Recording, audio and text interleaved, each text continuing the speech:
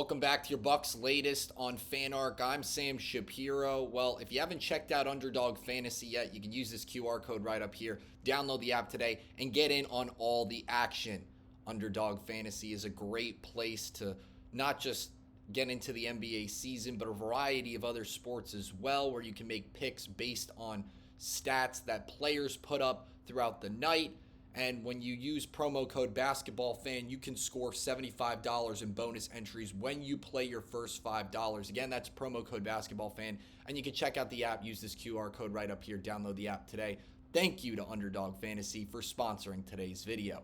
Well, in this Thursday's episode, we are going to recap the Bucks' loss last night against the Oklahoma City Thunder. They unfortunately lost in what was pretty disappointing fashion, 122 to 102 at home.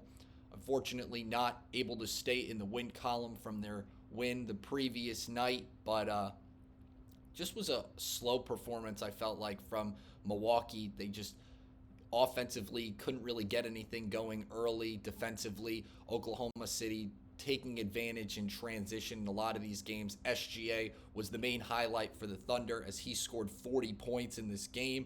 But it wasn't really, obviously he was running the show, but this was a pretty banged up Thunder team. No J-Dub in this game, no Hartenstein.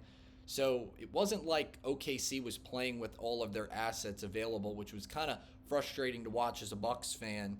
And Jay Mitchell had a really solid game for the Thunder, I thought. 18 points, 8 of 12. He got out very early in this matchup, as well as Kenrich Williams, who also had a pretty solid game, 18 points, adding off the bench in this matchup. Lou Dort did a really good job in this matchup, especially facing off against Antetokounmpo, only holding him to 19 points. He had, I believe, 8 points in both halves, respectively.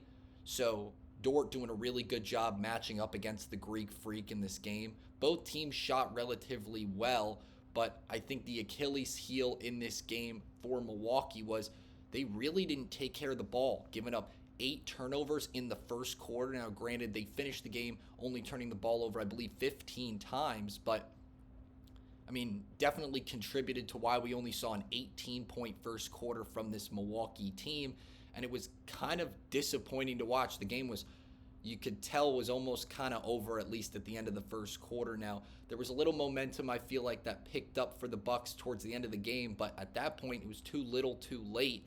There wasn't a lot defensively, I felt like, at that point they could do, even if they were, if they were making more of their baskets later in this matchup. But when you're going up against the defensive champs, they're obviously going to have a good scheme to stop Giannis, who has kind of been the centerpiece for this Milwaukee team all season long. And he honestly looked a little bit lazy to me in this game. I felt like he was kind of not moving up the floor as much as he should. I also noticed he at least played more minutes, higher than it was recommended, at least on the restriction in terms of minutes he's being allowed to play, which I believe is right around that 27 minutes per game ballpark.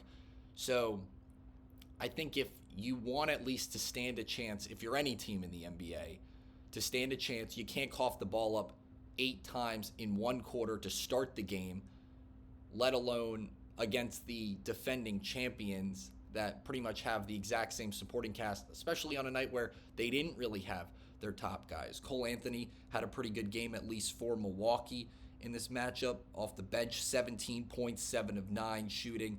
AJ Green, solid night in Milwaukee's starting lineup as well. But unfortunately, not as great of a night as I would like to see from Giannis, despite having a really strong double-double performance, 19 and 14. And I just think that, especially without KPJ in the lineup, it's definitely not making things a little bit easier for Milwaukee, at least offensively, because defensively the struggle's continuing. Also with Miles Turner out of the lineup last night as well. So definitely going to have to do a lot as they kind of regroup moving forward. But I think in terms of what this team might look like at the trade deadline, there are definitely some things I think they should consider going into the next 2 weeks with the deadline approaching on February 5th that maybe could spruce things up on the defensive side of the ball. Because I believe in terms of defensive rating, this Milwaukee team ranking at 19th in the league right now. So definitely got to polish up on that, clean up on the turnovers especially. And when you're doing it, or at least when you're turning the ball over against a team like OKC that thrives off scoring at least right around 20 points off forced turnovers, you can't be coughing the ball up early like that in the game. I'm going to dive more into the latest surrounding KPJ's injury. But before I do that, we are going to give a shout out to the sponsor of today's video over at Underdog Fantasy. Fast breaks, buzzer beaters, and block parties are back, and Underdog is the best place to get in on all the action. Now, playing on Underdog is easy. Just pick whether your favorite players will go higher or lower on stats like points, rebounds, steals, and more.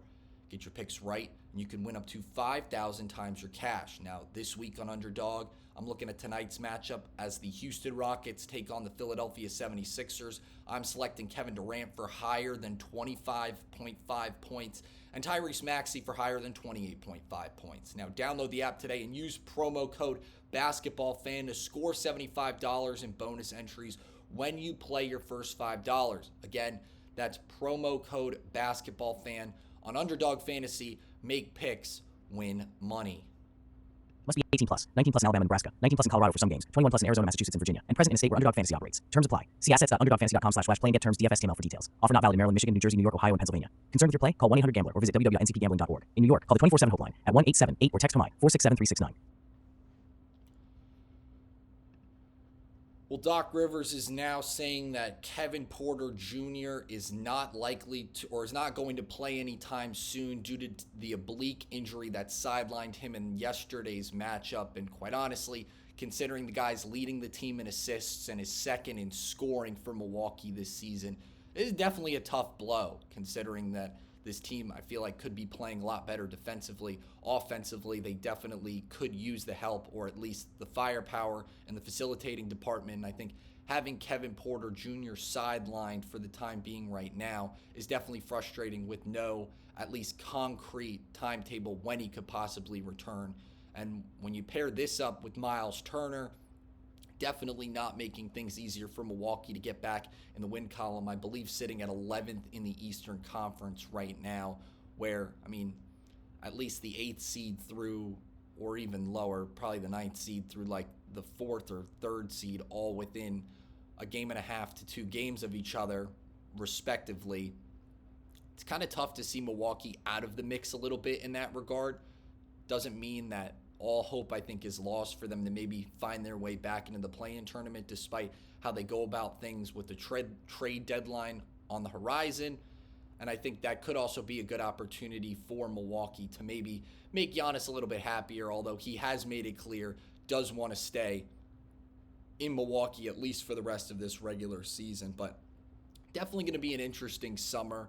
And I'm going to dive into the next episode some assets that the Bucks could potentially go after in hopes of making their centerpiece a little bit happier throughout the rest of this regular season. But kind of looking into that, what's up ahead right now, what can Milwaukee do in this rematch game against Denver, as they faced off against them pretty recently.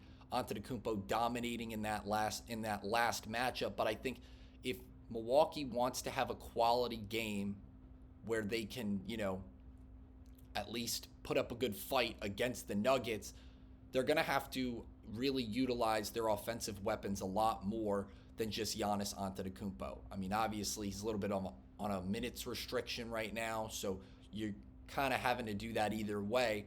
But I think if you try to rely on what Bobby Portis can do down low, if you give Kyle Kuzma some opportunities more to score the ball, you rely on AJ Burks to be that deep ball threat, then I think this Milwaukee team offensively could be in a good spot going up against a strong defensive team in the Denver Nuggets. Now, I don't want to say that's going to solve all their problems, but I think if they at least go into that game not having 8 turnovers in an 18-point first quarter, that will definitely set the stage for them to keep the game close throughout instead of just trailing by 15 to 20 points through the majority of the game and basically kind of almost waiting for the game to be over at that point, just because you at least, I don't know, I just feel like there was this underlying tone in the arena that the game was pretty much over by halftime. And if Milwaukee can at least be within 2 or 3 scores of Denver or ahead going into the second half, then I think they can make this a very competitive game and hopefully can rebolster themselves back into the win column despite this tough loss against the defending champs. But that's going to do it for today's episode of your Buck Latest on FanArc. Don't forget to drop a like on this video, and if you haven't already, click that subscribe button. We've got great daily content all here surrounding the Milwaukee Bucks you don't want to miss Monday through Friday. Thanks again so much for joining us. I'm Sam Shapiro. Have a great Thursday.